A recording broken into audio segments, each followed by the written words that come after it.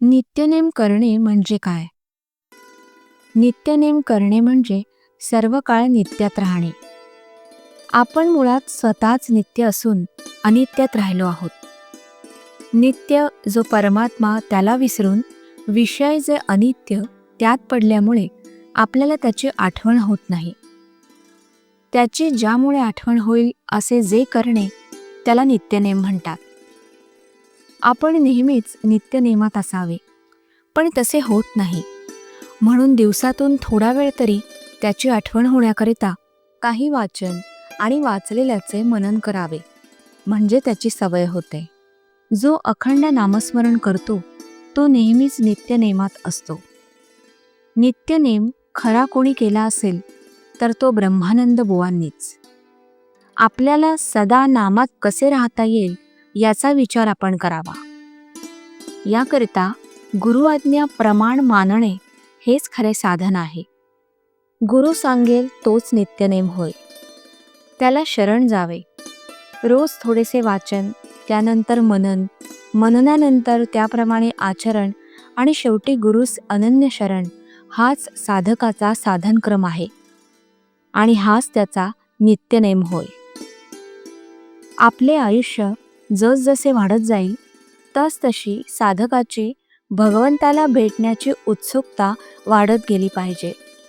केवळ नेम आहे म्हणून उगीच करू नये. साधकाने कोणतीही गोष्ट मनापासून करायला शिकावे.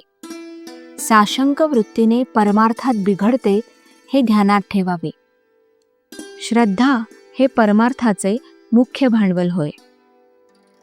समाधान हेच सर्वस्व आहे अशी श्रद्धा ठेवावी.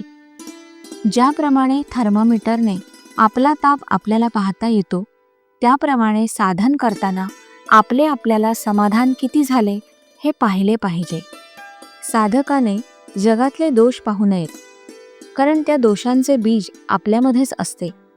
लोकेशणा, मान फार घातक आहेत. मोठमोठे साधक सुद्धा त्यांच्या पायी अधोगतीला जातात. तसेच पैसा आणि कामवासना यांच्या मर्यादा ओलांडल्यामुळे मोठे साधनी लोक सुद्धा भगवंताच्या जवळ येऊन घसरतात. जगातले हे सर्व पाश आपल्याला बंधनात पाडतात. भगवंताचा पाश हाच खरा पाश. तोच आपल्याला सर्व बंधनांपासून मुक्त करून शाश्वत समाधानाचा लाभ मिळवून देतो. जगाच्या मान अपमानाला कधी भुलू नये. पैसा आणि कामवासना यांच्यापेक्षाही मान हा देहबुद्धीला जास्त चिकटून आहे. तिथे अगदी सावध असावे. जिथे आपल्याला मान मिळण्याचा संभव आहे तिथे जायचे टाळावे. टाळणे शक्य नसेल तर हे भगवंताचे देणे आहे असे मनापासून समजावे. जो खरा मोठा असतो तो कधी मानाची इच्छा धरत नाही आणि मान त्याच्याकडे आला तर त्याची क्षिती बाळगत नाही. आपल्याला मान आवडतो का ते पाहावे, म्हणजे त्यावरून आपल्या अंगी खरे मोठेपण किती आहे हे आपल्याला कळेल. जाता येता देवाला नमस्कार करावा, रामराम म्हणावे. भगवंताचे प्रेम एकदा लागले की ते पुन्हा सुटणार नाही. श्रीराम.